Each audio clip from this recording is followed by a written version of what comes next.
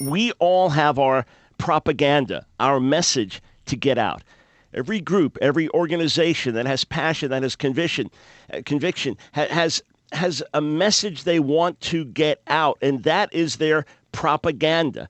Is it good or is it bad? Is it constructive? Is it destructive? That's the question.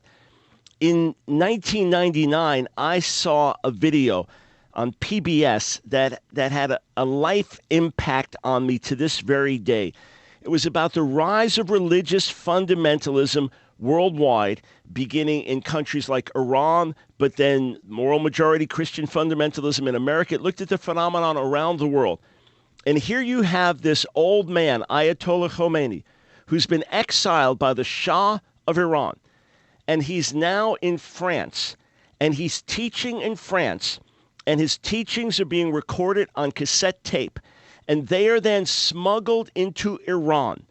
And the Iranian mullahs, the Muslim preachers and leaders, would then take his audio message themes and convert them into their own sermons and preach in the mosques.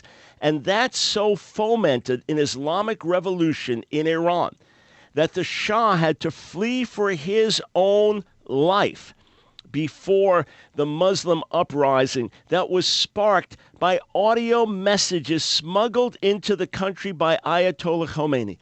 Now, there are a bunch of things in that video that impacted me. It was called God Fights Back. But I'll tell you what has stayed with me in particular. The power of a message for good or for evil.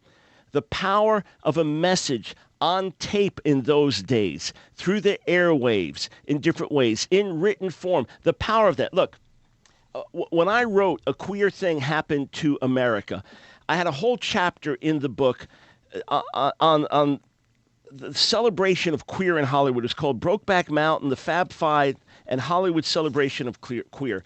Listen to this quote from Michael Kinsley, June 2007, Time Magazine. The debate of 14 years ago about gays in the military seems almost quaint. Kids grow up today with gay friends, gay parents are friends, and gay friends of parents. Kids are also exposed constantly to an entertainment culture in which gays are not merely accepted, but in some ways dominant. You rarely see a reality show without a gay cast member, while Rosie O'Donnell is a coveted free agent and Ellen DeGeneres is America's sweetheart. Elizabeth Taylor famously said, if it weren't for gays, honey, there wouldn't be a Hollywood.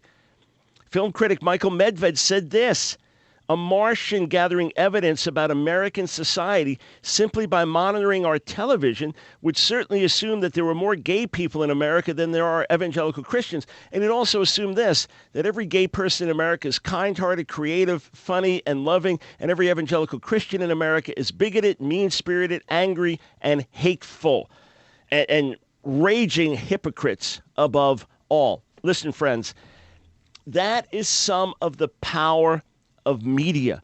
That is how minds and hearts have been shaped and influenced in our country. That is how people who are often not thinking through the issues get their information and make their decisions. Look, you may